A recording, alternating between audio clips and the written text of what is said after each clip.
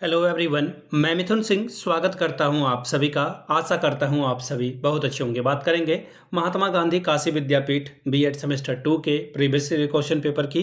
Paper था आपका अधिगम के लिए आकलन। पेपर नंबर ये 2 है। 2026 में आपकी परीक्षा संपन्न हुई थी। आगे बढ़ें उससे पहले मैं आपको बता दूं, पिछले 5 साल के जितने भी प्रीवियस ईयर क्वेश्चन पेपर हैं, सारे क्वेश्चन पेपर की पीडीएफ आपको 49 रुपये में प्रोवाइड कर दी जाएगी। दूसरी बात, 199 रुपये में आपको सजेशन प्रोवाइड कर दिया जाएगा।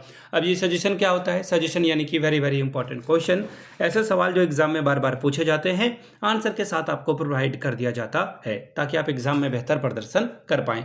इसके साथ आपका पीवाईक्यू फ्री ऑफ कॉस्ट आ जाएगा। सजेशन देखिए तैयार कैसे होता है, तो पिछले 10 साल के पीवाईक्यू को स्कैन करके इसे तैयार किया जाता है। दूसरी बात, आपका जो लेटेस्ट एग्जाम पैटर्न है उसको ध्यान में रखा जाता है। तीसरी बात, आपका सिलेबस क्या कह रहा है, सिलेबस में कौन से टॉपिक हैं। और आखिर में मेरा खुद का एक्सपीरियंस, मैंने बीएड एमएड कर रखा है। पिछले 2-3 सालों से अलग अलग यूनिवर्सिटीज़ में सजेशन देने का मैं काम कर रहा हूं और काफ़ी अच्छी सफलता मुझे मिली है। अगर आप भी सफलता के भागीदार बनना चाहते हैं तो यहाँ से मेरी ईमेल आईडी आप देख लें, yourmithunsingh@gmail.com पे आप मुझे मेल कर सकते हैं। इंस्टा पे अगर आप हो, डू फॉलो मी @imithunsingh।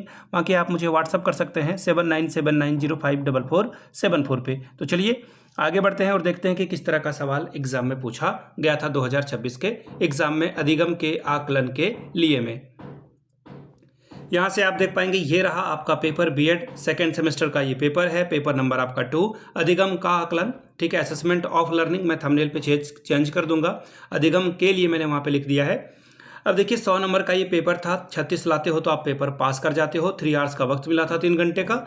अब यहाँ से देख लीजिए, सेक्शन ए की बात करते हैं तो आपको 10 सवालों का जवाब देना है। 10 चौके 40 नंबर, 10 4 आर 40 स्कोर कर सकते हो। 200 वर्ड्स में आपको आंसर लिखना है हर एक सवाल का। 200 शब्दों में आंसर लिखना है। पहला, मूल्यांकन किसे कहते हैं, व्हाट इज इवैल्यूएटिंग। शिक्षण में मूल्यांकन का महत्व बताएं। Describe the significance of evolution in teaching.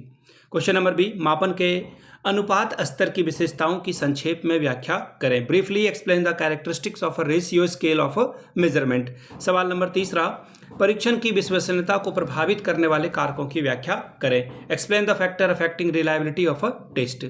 अगला सवाल है, इकाई परीक्षण पर संक्षिप्त में टिप्पणी लिखें। Write a short note on unit test. सवाल नंबर 5, प्रति शतसीय क्रम यानी कि परसेंटाइल रैंक की उपयोगिता बताएं। State the importance of a percentile rank. अगला सवाल है, ब्लूप्रिंट क्या है, यह परीक्षण निर्माण में क्यों आवश्यक है। What is blueprint, why it is important in test construction. सवाल नंबर जी, शैक्षिक तथा सह शैक्षिक ज्ञान क्षेत्र के आकलन प्रक्रिया के किन्हीं 4 अंतर को बताएं। Give an account of any 4 difference in the assessment procedure of scholastic और को स्कोलेटिक डोमेन। सवाल नंबर एच, सामान्य संभाव्यता वक्र की किन्हीं 4 विशेषताओं का वर्णन करें। 4 कैरेक्टरिस्टिक्स ऑफ एनपीसी यानी कि नॉर्मल प्रोबेबिलिटी कर्व। अगला सवाल, सहसंबंध को परिभाषित करें। सहसंबंध गुणांक ज्ञात करने का एक सूत्र की व्याख्या करके बताएं। Define correlation. Explain any one formula of calculating correlation coefficient. Question number J, निम्न आंकड़ों की सहायता से माध्यांक ज्ञात करें। Calculate the median for the given data. 60, 49, 50, 45, 47, 77, 72, 80, 89, 67 का आपको जो है मीडियन निकालना था। अब बात करेंगे सेक्शन बी की। आपका हर एक आंसर 500 वर्ड में होना चाहिए। 450 से 500 वर्ड में आप आंसर लिखोगे। दूसरी बात, आपको 4 सवालों का जवाब देना है। 15 चौके 60 नंबर यानी कि 15 4 आर 60 स्कोर आप कर सकते हो। हर एक इकाई से एक एक सवाल आपको चुनना है, यहाँ पे इन्होंने बता रखा है। इकाई 1 का पहला सवाल, मापन, मूल्यांकन और आकलन में अंतर स्पष्ट करें। मापन के स्तरों का उदाहरण सहित वर्णन करें। Differentiate measurement, evaluation and assessment. Explain the level of measurement with examples. अगला सवाल, योगात्मक आकलन से आप क्या समझते हैं। औपचारिक तथा अनौपचारिक अधिगम परिस्थिति में योगात्मक आकलन की उपयोगिता का वर्णन करें। What do you understand by summative evolution. Describe the significance of summative evolution in the formal learning context and non formal learning context.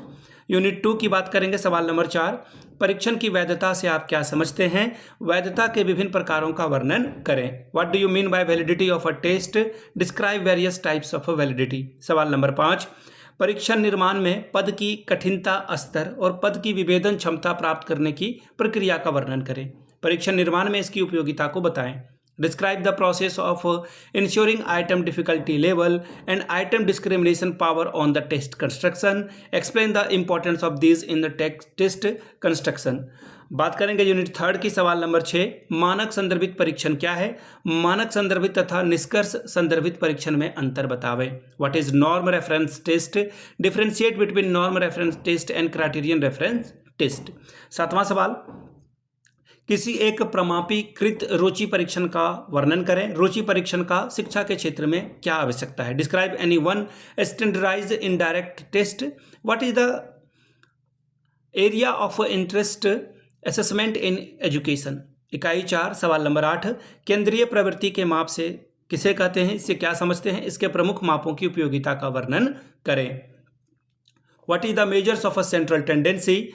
Explain use of a main measures of a central tendency.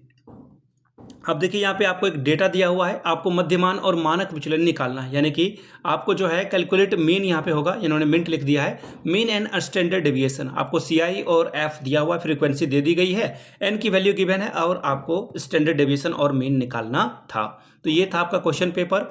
अगर आपको पिछले 5 साल का PYQ चाहिए तो ये आपको 49 में, अगर आपको सजेशन चाहिए तो 199 रुपये में आपको ये प्रोवाइड कर दिया जाएगा. यहाँ से मेरी email ID आप देख लें, yourmithunsingh@gmail.com पे आप मुझे मेल कर सकते हैं. इंस्टा पे अगर आप हो डू फॉलो मी @imithunsingh. बाकी आप मुझे व्हाट्सअप कर सकते हैं 7979054474 पे. वीडियो को आपने यहाँ तक देखा, प्यार दिया, इसके लिए आप सभी का बहुत बहुत शुक्रिया. Have a good day.